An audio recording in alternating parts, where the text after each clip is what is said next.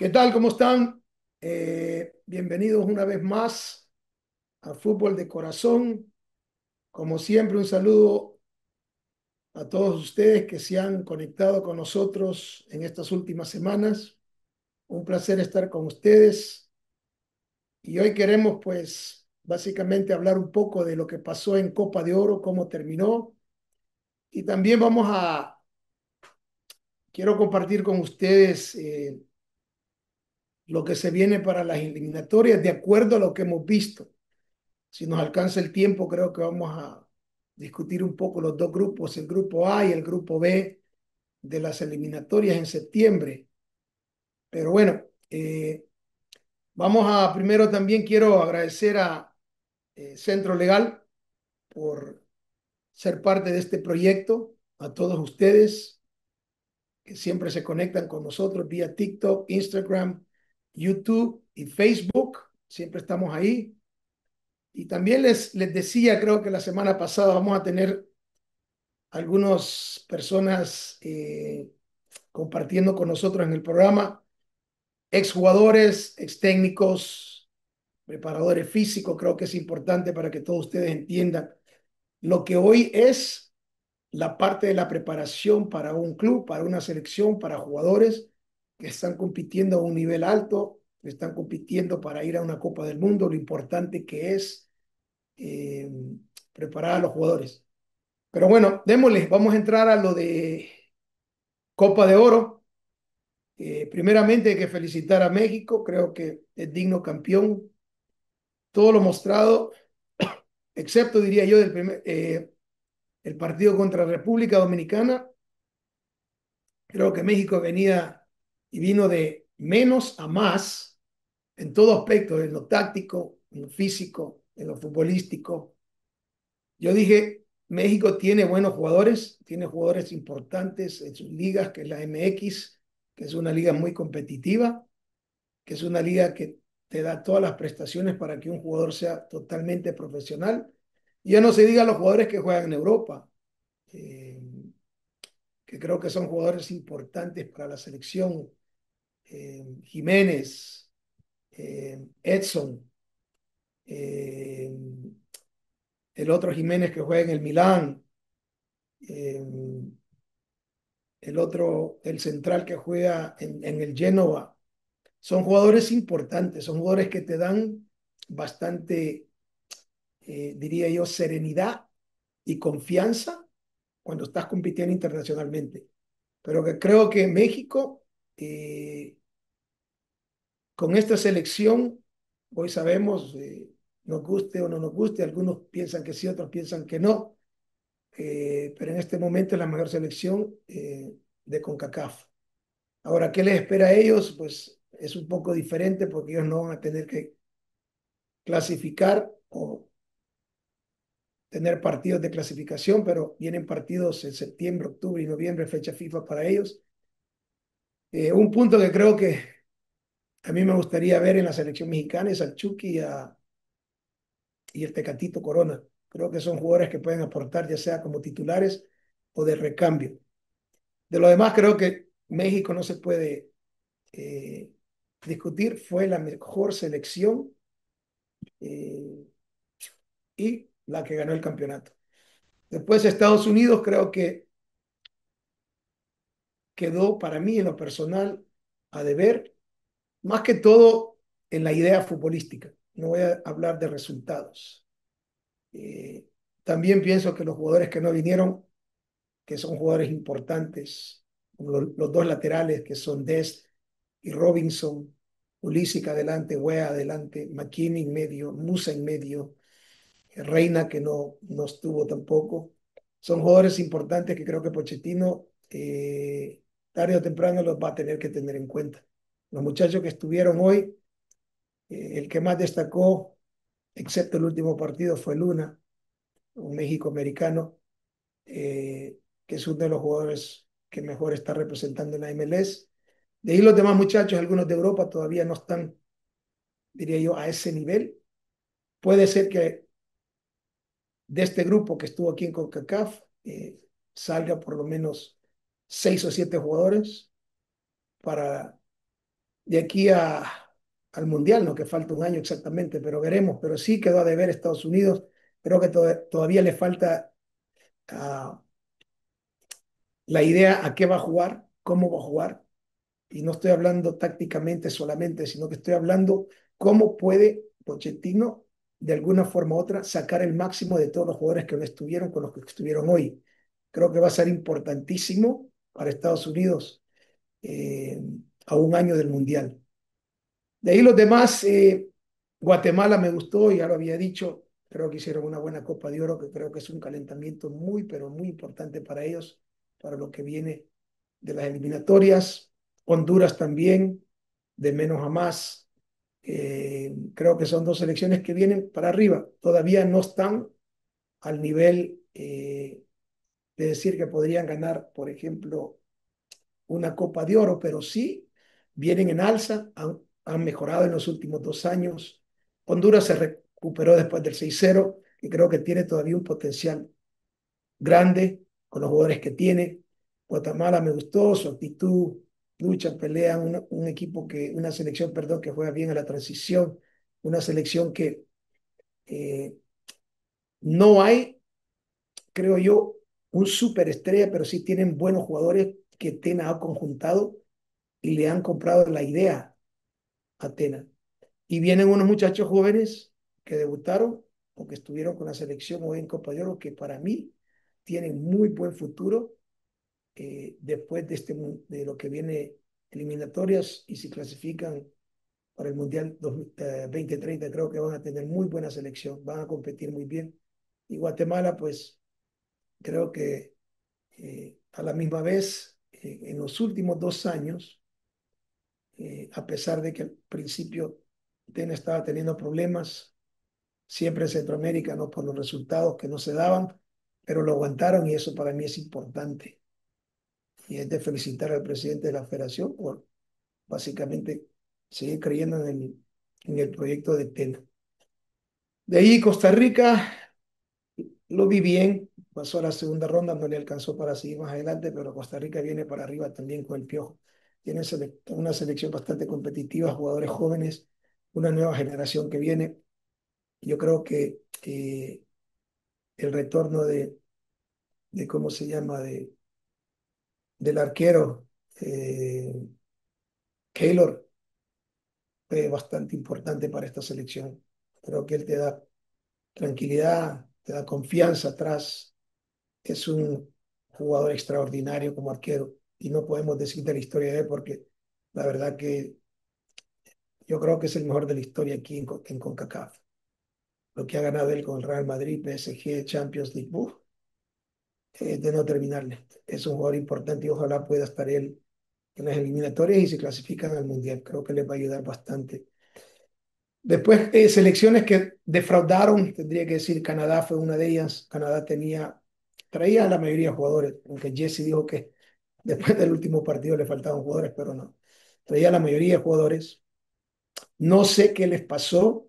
Eh, Creo que en volumen de juego, especialmente en el último tercio de la cancha, creo que no fueron contundentes, eso les faltó factura. No sé si entraron algo sobrados, pensando que por lo que habían hecho en la Copa Naciones en marzo, que iban a venir solo a traer y creo que se equivocaron. Pero sí es una selección que va a dar mucho que hablar en el Mundial si ellos siguen preparándose bien.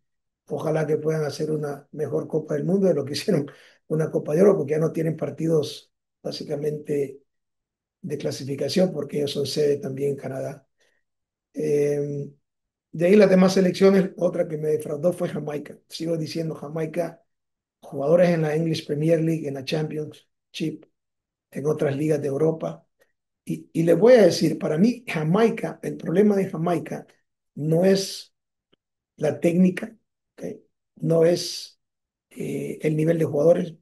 Para mí el problema de Jamaica más grande que tiene es no han podido, nadie los ha podido convencer a estos jugadores que para ganar partidos se necesita más que habilidad, se necesita más que talento, se necesita una mentalidad, ¿eh?, donde ellos puedan y tengan una vez más la seriedad de defender bien como conjunto y de atacar bien como conjunto.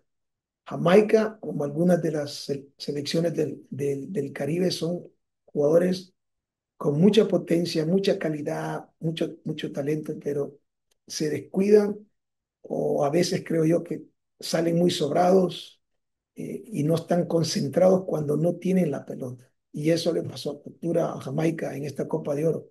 Yo pensé que iban a llegar muy lejos, pero creo que tienen ya un par de meses para poder de alguna forma u otra arreglar esto, porque creo que el técnico que tiene es un técnico de renombre. Pero eso es lo que a mí me extraña. Yo siempre he dicho, convencer a los jugadores es lo más importante primero. A lo que vas a jugar, cómo vas a atacar, cómo vas a defender. Y Jamaica le sigue faltando ese chip como conjunto de defender bien, porque son jugadores potentes, rápidos, físicos, altos, técnicos. Cuando una selección de ese tipo de jugadores alcanza la madurez y entienden lo que es defender tácticamente, ya sea muy arriba con presión o abajo, es bien difícil pasarles por encima. Ojalá que este entrenador pueda hacerlo en estos 2 meses que vienen, porque lo contrario se van a quedar, ¿eh? Aunque ellos están en un grupo de solo caribeños, creo que van, para mí son los favoritos, pero después hablaremos de eso. De ahí las otras selecciones, Arabia no me gustó mucho, aunque pasó la segunda ronda, conozco bien Arabia porque conozco a todos los jugadores. Algunos de ellos no estuvieron acá porque estaban en el Mundial de Clubes con Al Hilal, que es básicamente es una liga muy competitiva en el mundo, tiene muchos de los jugadores prestigiosos jugando en esa liga. Lo que pasa es que también habían como 5 o 6 jugadores que no vinieron, que estaban en el Mundial de Clubes, pero no me gustó mucho. La verdad, muy defensivos, poca calidad en el último tercio. De ahí los demás caribeños, pues ya ni se diga, eh, altos y bajos. Ahora, de las selecciones que creo que no anduvieron muy bien, tendríamos que hablar de Haití, Guadalupe, Surinam, República Dominicana, Jamaica, ya lo traté, Curazao y Trinidad y Tobago. República Dominicana, a pesar de no clasificar y solo llevarse un punto, creo que fue la selección que a mí más me gustó por la historia de ellos. Marcelo Nevelé, que es un amigo mío, es un argentino, creo que ha hecho un muy buen trabajo, ojalá lo dejen para el 2030. Importante esto, la mayoría de jugadores de República Dominicana no juegan en República Dominicana, juegan en Estados Unidos y la mayoría juegan en Europa, que son jugadores que también estuvieron con la sub-20 hace 3 años, creo yo, si no estoy equivocado, cuando compitieron en Centroamérica. Son jugadores que han sido desarrollados la mayoría en Europa y algunos están jugando en la segunda división aquí en la USL, que es una liga para mí competitiva en ese aspecto. De ahí los demás, pues, Trinidad y Tobago, la misma selección de siempre, altos y bajos. Eh, Curazao tiene chispazos de buen fútbol, pero no acaban de convencer. Cuando digo de tomar el paso, de ser una selección con protagonismo, pero que tiene jugadores también jugando en Europa. Y eso va a ser clave para ellos en estas eliminatorias. Guadalupe, que creo que no participan para el Mundial, solo pueden participar en Copa de Oro. También una selección que con muy buenos jugadores, pero no tienen eh, lo que yo digo a veces, ¿no? Cuando compites, la seriedad correcta para poder dar el paso y ser protagonistas, pero sí tienen buenos jugadores. Haití igual, muchos de ellos juegan en Francia, en segunda, primera división, en otras ligas de Europa. Eh, Creo que al nivel donde están y donde van a competir, creo que tienen una posibilidad. Pero una vez más, vemos a los caribeños y con mucha calidad y todo, pero les falta ese plus, ¿no? De una selección más seria, con una mentalidad más seria a lo que realmente juegan y cómo defienden y cómo atacan. Pero sí tienen buenos jugadores. Eh, por último, El Salvador creo que fue la selección que básicamente no tuvo mucha oportunidad, a pesar de que los partidos que jugó creo que fueron partidos aceptables en el sentido de que no lo golearon, eh, eh, pero a la misma vez creo que fue la única selección que no hizo goles en todo el torneo.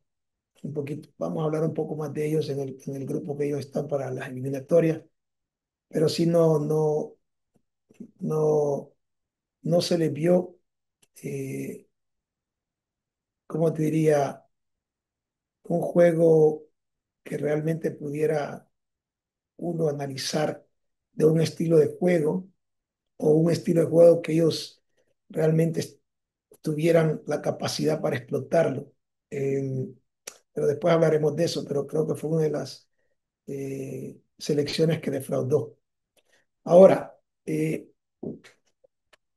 ya para terminar lo de Copa de Oro, también creo que es importante recalcar que todas estas selecciones del Caribe, de CONCACAF, les sirvió esta Copa de Oro porque eran partidos básicamente que contaban por puntos, y creo que es la competencia más importante en CONCACAF. Y dos, todas estas selecciones se vieron, unos jugaron contra otros que van a jugar probablemente en la eliminatoria, y eso era importante para estas selecciones, venir a competir y ver los rivales que les va a tocar, o los que no les tocó en Copa de Oro, que sí les van a tocar en eliminatorias. Entonces, es un buen análisis para todas estas selecciones que van a competir en septiembre, y creo que eso les sirvió de mucho. Hoy solo falta ver qué es lo que van ellos a hacer en los próximos dos meses y medio para poder mejorar lo que hicieron aquí en Copa de Oro. Eh, Ahora, quiero tocar el tema de las eliminatorias. Eh, Básicamente ahorita son, y voy a ver aquí mis notas, son tres grupos con CACAF, que son el grupo A, Panamá, El Salvador, Guatemala y Surinam. El grupo B, Jamaica, Curazao, Trinidad y Tobago y Bermuda, que es el único grupo que no tiene centroamericanos, todos son del Caribe. El grupo C, Costa Rica, Honduras, Haití y Nicaragua. Esos son los tres grupos, son cuatro eh, por grupo. Clasifican, por lo que yo tengo entendido, directamente uno de cada grupo y después vienen creo que dos repechajes. Entonces, vamos a hablar un poco del grupo A, donde está Panamá, donde está El Salvador, Guatemala y Surinam. Y vamos a hacer más que todo un análisis, porque a la gente le gusta a veces hablar no solo de los resultados, pero cómo se obtienen, cómo se desempeñan las elecciones, que eso es importante para tener consistencia. Ahora, en la Copa de Oro, que eso es lo que nos vamos a concentrar, estas selecciones que compitieron, les tengo datos importantes, que creo que son datos que hay que tener en cuenta para lo que se viene. Ahora, cada partido es diferente, y eso es cierto. Pero también la historia nos dice en el fútbol internacional que selecciones que compiten o que están compitiendo para una Copa del Mundo, uno siempre tiene que analizarlas cómo vienen, qué es lo que han estado haciendo, cómo están trabajando, qué es el déficit de ellos y qué es el plus de ellos, qué es lo fuerte de ellos y qué no es y qué se puede mejorar. Entonces, Panamá para mí, a pesar de que en Copa de Oro no eh, siguió avanzando, para mí tenía que haber llegado por lo menos a semifinales. ¿Por qué? Porque con todo respeto a todas las selecciones, entre ellos Panamá y México fueron los que mejor jugaron al fútbol. Cuando digo fútbol, es mi forma de interpretar. Ya se los he dicho a ustedes. A mí me gusta un equipo que tiene posesión de balón, un equipo que dicta cómo jugar y Panamá lo hizo. Lamentablemente, a Panamá le faltó lo más importante, ser contundente en el último tercio. Y a veces los partidos puedes dominar en posesión, puedes llegar muchas veces, puedes crear oportunidades y si no entra la pelota, un error atrás. te puede pasar y quedas fuera de una competición. Pero sí, Panamá me gustó. Ahora, Panamá está en el grupo A. Y quiero darles un dato porque es interesante. De todos los partidos que hizo Panamá en Copa de Oro, ¿ok? Panamá creó en cada partido el promedio de cuatro, fíjense bien, oportunidades de gol, de anotar, cuatro. ¿Ok? El promedio de tiros al marco de ellos fueron 17.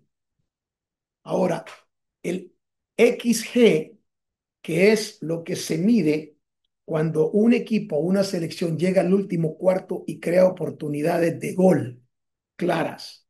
Quiere decir que en los partidos que tuvo Panamá, ellos crearon 2.8 oportunidades. ¿Okay? Digamos que si los hubieran marcado, hubieran sido 2 goles, casi 3 goles de promedio en cada partido. Es así todas las oportunidades que ellos crearon. La posesión de ellos en todos los partidos que jugaron, el 66%. Entonces, cuando yo hablo que Panamá fue la selección que me gustó por la iniciativa que ellos tienen de tener el balón y jugar con el balón y crear oportunidades y llegar al último cuarto con posesión, la verdad que fue muy, pero muy buena.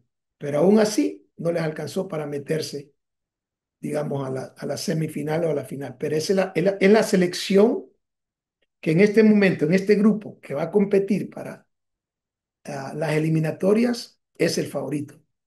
¿Por qué? Por lo que vienen haciendo desde hace más de 3 años, por lo que tienen con los jugadores, por la idea que tienen bien clara de Christensen, pero sigo pensando que Panamá tiene que mejorar en el último cuarto, en ser más contundente, ¿eh? De poder anotar las oportunidades que se le dan. Y después tienen un problema, no sé si es grande o pequeño, que es el problema a veces de los centrales. Me parecen muy buenos centrales, pero les cuesta a los centrales cubrir las espaldas cuando les tiran pelotazos largos, ya sea que estén jugando con línea de 4 o con línea de 5. Pero de ahí Panamá tiene en este grupo y es el favorito para pasar directamente. El Salvador, básicamente, de los partidos que hizo, de los 3 partidos que hizo, el promedio de los 3 partidos fue de 5 tiros al marco. ¿Okay? Las oportunidades de gol para ellos fueron 0.35 en los 3 partidos, que es algo obviamente muy bajo, bastante deficiencia en crear jugadas de gol constantes. Oportunidades solo tuvo una en el promedio de los 3 partidos. La posesión de ellos, el 41%. ¿Okay? Esa fue, de acuerdo a las estadísticas que están bien claras en cada partido de ellos. Entonces, ¿qué necesita El Salvador? Bueno, creo yo que una de las cosas importantes, especialmente cuando vayan a jugar en casa, tienen que tener una idea más fija de cómo llegar al último tercio y cómo crear oportunidades. Tienen un centro delantero tiene olfato de gol, pero para que él haga goles, tienen que crearle oportunidades. Tienen que llegar con más gente, tienen que llegar a veces con pelota más dominada. Creo que por lo que yo vi, y este es mi punto de vista, creo que El Salvador jugó más a la segunda pelota, a sobrepasar líneas, en otras palabras, jugar pelota larga y poder encontrar a Gil, que es el mejor 9 que ellos tienen en este momento. Ahora, si ellos lo van a hacer así, creo que tendrían que eh, el medio campo, por lo menos, acompañar más a Gil para llegar, por lo menos, con más números, ¿no? Y crear más oportunidades. En lo defensivo, creo que se tiraron atrás, fueron ordenados, pero lo que pasa es que en una clasificación para la Copa del Mundo tienes que cambiar eso, especialmente en casa. Al menos que anotes un gol en los primeros minutos y confíes en que defensivamente te vas a replegar para sacar ese gane, ¿no? Pero a veces es difícil. Yo creo que la mayoría de equipos o selecciones va a tener que proponer en casa para sacar los 3 puntos. Ojalá El Salvador pueda en estos 2 meses prepararse mejor.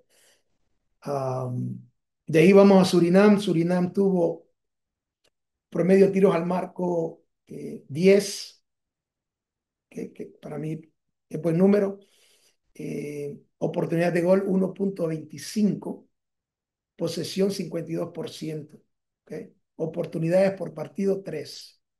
Es una selección con bastantes jugadores europeos, una selección que trata bien el balón, 52% de posesión para el Caribe es buena y para CONCACAF algunos equipos también. Entonces va a ser una selección bastante complicada, especialmente en casa. Creo que en casa y tienen una cancha donde sí pueden jugar, porque creo que es una cancha sintética que te permite jugar bien y a ellos les gusta tener la posesión de balón. Entonces va a ser un examen bastante bueno para todas las selecciones que van a ir a jugar ahí. Pero sí, Surinam tiene eh, jugadores también y le faltó creo que un jugador que es el que juega en la Real Sociedad que no estuvo. Creo que ese es el mejor jugador que ellos tienen, un centro delantero. Así es que veremos cómo les va, pero sí hay que tener cuidado con ellos. De ahí Guatemala, que para mí tuvo una muy buena Copa de Oro. Ellos crearon 1.9, que es casi 2 oportunidades claras de gol por partido. Tiros al arco, el promedio fue de 11. ¿Ok? Posesión tuvieron 47% de posesión. Quiere decir que es una selección que sí, ellos tuvieron el mejor partido de posesión de ellos fue contra Canadá, aunque tenemos que decir que Canadá le faltó un hombre, le habían expulsado. Entonces Guatemala jugó con un hombre extra en el segundo tiempo y eso básicamente les dio la ventaja, ¿no? Para tener más la pelota. Pero en el promedio de todos los partidos que ellos hicieron, hasta llegar a la semifinal fue 47% de posesión. Quiere decir que es un equipo bastante trabajado en la transición. Creo que tiene muy buenas transiciones. Tienen a Santís, que es veloz. Tiene a Rubén Rubio, que es muy buen 9. A Lam, que es muy buen 9. A Herrera, que se incorpora bastante cuando van a atacar en transición. Entonces es una selección que maneja mucho la transición. No sé si ellos van a ser igual en casa. Y digo esto porque, por ejemplo, nosotros jugamos contra Guatemala en mis últimos partidos con la selección, allá en Guatemala, y nosotros tuvimos creo que el 52% más de posesión y perdimos 2-0. Entonces, no sé si Guatemala va a priorizar eso, pero sí tiene bastante material para dar la batalla, para poder pelear un puesto directamente con Panamá. Entonces, este es el análisis del grupo A. Este es el análisis de Panamá, Guatemala, Surinam, El Salvador. Ahora, cada partido es diferente y lo voy a seguir insistiendo. No todos los partidos son igual y creo que los partidos de una clasificación para un mundial también son diferentes. El jugar en casa te da la ventaja porque estás en casa, pero también desventaja si no sales bien a jugar, si no estás convenciendo, porque a veces la gente se voltea contra tu equipo, tu selección, cuando no estás básicamente jugando bien, de acuerdo a lo que ellos piensan. Pero creo que aquí, viendo el grupo ya y lo que vimos en Copa de Oro, tendría yo que decir que Panamá es la favorita. ¿Ok? Después viene Guatemala. Ahora, puede haber, como en todo deporte, sorpresas, donde puede ser que El Salvador se pueda meter, Surinam se pueda meter. Acuérdense que solo uno clasifica por grupo y después es repechaje. Ahora la gente dice, bueno, qué bueno si nos metemos a repechaje, pero ojo, el repechaje para mí es más difícil que jugar en el grupo. ¿Por qué? Porque te va a tocar no sé si va a ser una selección de Oceanía, de Asia, Medio Oriente, o alguien de Europa, o alguien de Sudamérica. ¿Eh? Y para mí esas selecciones muchas veces tienen un nivel más alto de lo que se hace en Centroamérica. Entonces, estos equipos, estas selecciones tienen que aprovechar eh, ahorita lo que viene en septiembre, octubre y noviembre de fecha FIFA y sumar la mayoría de puntos para tratar de clasificar directamente. Um, Veremos qué pasa. Es interesante lo que se viene. y en otro programa pues vamos a estar tocando los otros dos grupos que son importantes para ver quién clasifica directamente a la Copa del Mundo. Creo que es la oportunidad más grande para el Caribe, para Centroamérica, que estas selecciones puedan competir bien y clasificar al Mundial. Ojalá eh, las que no han ido, porque la historia nos dice que hay varias en Centroamérica o el Caribe que no han ido. Guatemala tiene la oportunidad más grande, ojalá la puedan aprovechar. Bueno, yo creo que por hoy fue suficiente. Una vez más, gracias. Denos un like eh, para el programa aquí en Fútbol de Corazón. Y como les dije, gracias por ser parte de este proyecto, de este programa. Queremos ser lo más honestamente sinceros cuando hablamos de fútbol, ya, sin poner nadie abajo. Básicamente, lo que platicamos es lo que vemos, lo que analizamos. Por eso todo este análisis que hice hoy no es invento mío, básicamente, como alguna gente dice que yo vendo humo. Simplemente que hay programas donde tú vas, sacas todo lo que se ha hecho de un equipo en los últimos 2 años, un año, o meses o semanas, como lo fue Copa de Oro, y te da las estadísticas correctas de lo que es una selección, de lo que ha hecho, de lo mejor que ha hecho, de lo no bueno que ha hecho. Y eso es importante, especialmente para los técnicos que están preparando sus selecciones y nosotros que estamos platicando con ustedes. Así es que gracias y una vez más estamos en Instagram, Facebook, TikTok y, ¿cómo se llama? Esperemos que esto siga creciendo. Lo importante es compartir con ustedes y como les dije, vamos a tener algunas personas que se van a estar integrando, ex técnicos, ex jugadores que estuvieron en Copas del Mundo, que estuvieron en varias competiciones. Preparador físico, que creo que es importante que ustedes entiendan cómo se maneja el fútbol a ese nivel. Todo esto es para ustedes. Así es que gracias y gracias a Centro Legal una vez más. Hasta luego. Bendiciones.